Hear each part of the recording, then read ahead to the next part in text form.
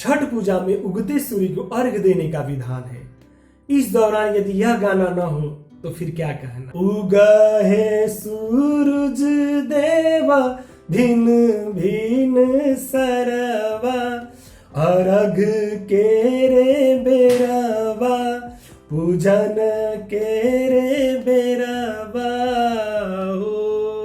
बड़की पुकारे देवा दुनो करे जोरावा, अर्घ के रे बेरवा, पूजन के रे बेरवा।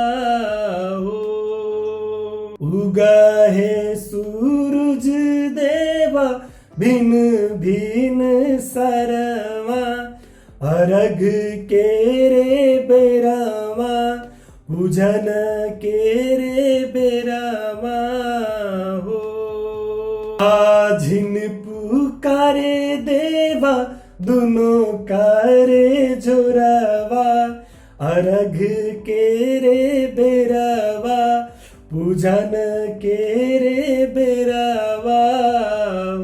अन्हरा पुकारे देवा दुनो करे जोरावा, अर्घ के रे बेरवा, पूजन के रे बेरवा। उगा है सूरज देवा भिन भिन सरवा, अर्घ के रे बेरवा, पूजन के रे बेरवा। लंगड़ा पुकारे देवा दुनो करे जोरवा, अर्घ के रे बेरवा, पूजन के रे बेरवा।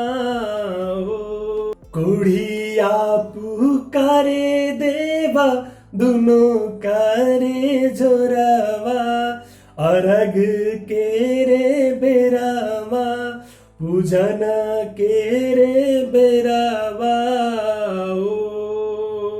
उगा है सूरज देवा भिन भिन सरवा, अर्घ के रे बेरवा, पूजन के रे बेरवा।